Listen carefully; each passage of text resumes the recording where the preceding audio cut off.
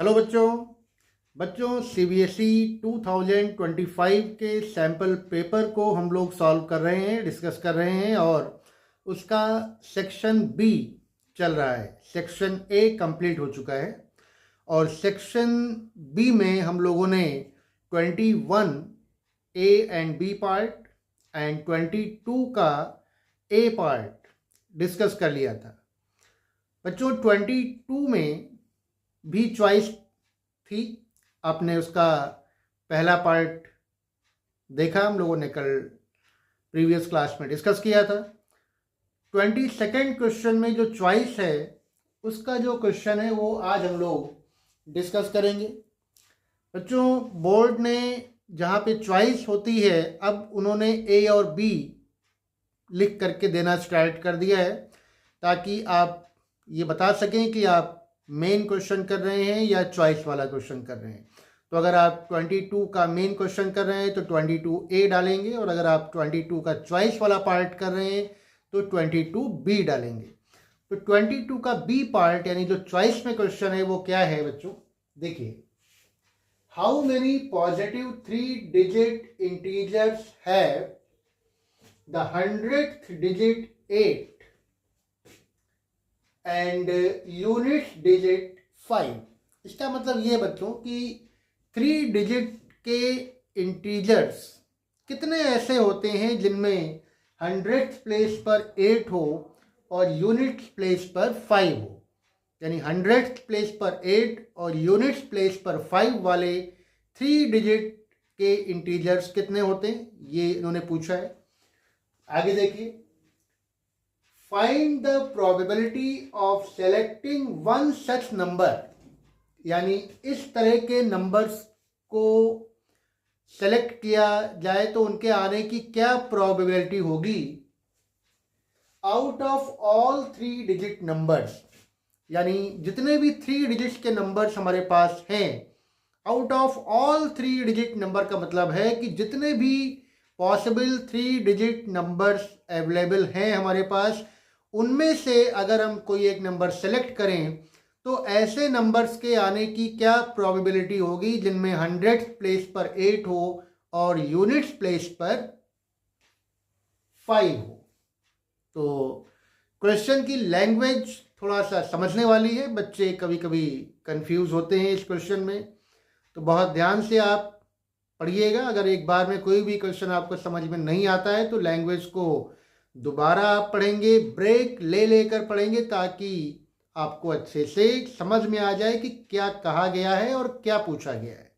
ठीक है, तो यहाँ पर हमें टोटल 3 डिजिट्स के कितने इंटीजर्स हैं उनमें से कोई एक इंटीजर सेलेक्ट करना है और उन इंटीजर्स के आने की प्रोबेबिलिटी फाइंड करनी है जिनमें 100th प्लेस पर 8 और 1st प्लेस पर 5 होता हो। तो आइए देखते हैं। तो पहले हम लोग ये फाइंड करेंगे कि 3 डिजिट्स के कितने इंटीजर्स टोटल होते हैं। वैसे तो आपको पता ही होगा कितने होते हैं, लेकिन अगर नहीं पता है तो कैसे निकालेंगे ये आप समझ लीजिए। स्मॉलेस्ट 3 डिजिट नंबर क्या होता है, सबसे पहले आप वो लिखिए। तो स्मॉलेस्ट 3 डिजिट नंबर है आपका 100। 100 सबसे छोटा 3 डिजिट नंबर होता है, इससे छोटा कोई भी 3 डिजिट नंबर नहीं है। ये सबसे छोटा नंबर है जो कि 3 डिजिट का है। और ग्रेटेस्ट 3 डिजिट नंबर होता है 999 यानी 999। ये आपको जूनियर क्लासेस में निकालना सिखाया गया है। फिर हमें कितने चाहिए ये फाइंड करने के लिए, कितने होते हैं ये, इन दोनों को आप माइनस करेंगे। पहले total number of 3 digit integers कितने होंगे, माइनस करिए। 999 माइनस 100 करेंगे। बच्चों जब हम किन्हीं भी दो नंबर्स को माइनस करते हैं तो आपको ये पता होना चाहिए कि उनमें एक नंबर इंक्लूड होता है और एक नंबर एक्सक्लूड होता है। जैसे आप 6 से 4 माइनस कर रहे हैं, सपोज एक एग्जांपल 6 माइनस 4, तो आप कैसे काउंट करोगे, 4 के बाद 5 6 यानी 2 आएगा। तो 4 को आपने एक्सक्लूड किया और 6 को आपने इंक्लूड किया। 6 माइनस 4 है तो 4 के बाद से आपने रीड किया 5 एंड 6 तक गए, तो यानी 4 को छोड़ा और 6 को शामिल किया आपने। तो जब कभी भी हम डिफरेंस निकालते हैं दो नंबर्स का, तो एक नंबर हमारा एक्सक्लूड होता है और एक नंबर इंक्लूड होता है ना। तो जो आपका 4 था वो एक्सक्लूड था, मतलब जो छोटा वाला नंबर है वो एक्सक्लूड होता है और बड़ा वाला नंबर इंक्लूड होता है। तो यहाँ पर भी जब हम माइनस करेंगे 900 माइनस 100, तो इनमें से एक नंबर आपका एक्सक्लूड होगा और एक नंबर आपका इंक्लूड होगा, लेकिन ये दोनों ही नंबर 3 डिजिट के हैं, यानी हमको दोनों ही इंक्लूड करने पड़ेंगे ना बच्चों, हमें दोनों ही चाहिए। लेकिन जब माइनस करेंगे तो उसमें से एक छूट जाएगा, तो क्या करेंगे उसके लिए हम +1 और कर देंगे, यानी जो छूट रहा है, जो एक्सक्लूड हो रहा है, उसको भी हमने +1 कर लिया, मतलब उसको भी हमने शामिल कर लिया। तो अब आप सॉल्व करिए, तो 999 माइनस 100 ये आपका 899 हो जाएगा, +1 करेंगे तो 900 हो जाएगा। यानी 100 से लेकर के 999 तक के जितने भी इंटीजर्स हैं वो कितने हैं, वो है 900, यानी टोटल 3 डिजिट इंटीजर हमारे पास हैं 900। ओके, अब आइए अगले पार्ट की तरफ कि हमें कौन से फाइंड करना है। ये तो हो गई बात कि ये टोटल हमारे आउटकम्स हैं कि इतने पॉसिबल आउटकम्स हैं हमारे पास। अब हमें चाहिए कि हमारा फेवरेट आउटकम क्या है, फेवरेबल आउटकम क्या है। हमें चाहिए ऐसे इंटीजर्स 3 डिजिट वाले जिनके 100th प्लेस पे 8 हो और 1st प्लेस पे 5 हो। तो ये कौन से नंबर्स हो सकते हैं, numbers with 100th digit 8 and units digit 5 are कौन कौन से हैं, देखिए पहला होगा 805, इसमें 1st प्लेस पे 5 है, 100th प्लेस पर 8 है। नेक्स्ट होगा 815, इसके बीच में कोई नहीं होगा क्योंकि इसमें भी देखिए 1st प्लेस पर 5 है और 100th प्लेस पर 8 है। नेक्स्ट होगा 825, फिर नेक्स्ट होगा 835, फिर 845, इस तरह से लास्ट वाला होगा 895। तो ये टोटल इंटीजर्स कितने होंगे 805 से लेकर के 895 तक, ये 10 के गैप में हैं। और 800 से 900 आपका 100 है और 10 का गैप है, यानी 10 10 100, यानी टोटल 10 इंटीजर्स आपके ये होंगे, है ना। आप चाहे तो अलग अलग भी काउंट कर सकते हैं। तो ये टोटल इंटीजर्स 10 होंगे जिनके 1st प्लेस पर 5 है और 100th प्लेस पर 8 है, और ये हमारा फेवरेबल आउटकम होगा बच्चों। तो नंबर ऑफ फेवरेबल आउटकम्स हमारे पास हो गए 10, यानी जो ये इंटीजर्स हैं जिनके 1st प्लेस पर 5 और 100th प्लेस पर 8 है, ये 10 इंटीजर्स हैं और ये हमारे फेवरेबल आउटकम्स हैं। अब बहुत आसान हो गया क्वेश्चन, आप प्रोबेबिलिटी निकाल लीजिए। Probability of selecting one such number means जिनके 1st प्लेस पर 5 और 100th प्लेस पर 8 हो। तो favourable outcomes upon total number of outcome, this is the formula of probability. तो फेवरेबल आउटकम्स आपका 10 है, यानी 10 इंटीजर्स आपको चाहिए जो रिक्वायर्ड है, और टोटल नंबर ऑफ आउटकम्स यानी टोटल कितने इंटीजर्स हैं 3 डिजिट के, वो है 900, यानी 10 अपॉन 900। इसको आप सिंप्लीफाई करेंगे तो 0 to 0 कैंसिल हो जाएगा, आ जाएगा 1 अपॉन 90, और यही हमारी प्रोबेबिलिटी होगी, यही हमारा आंसर होगा।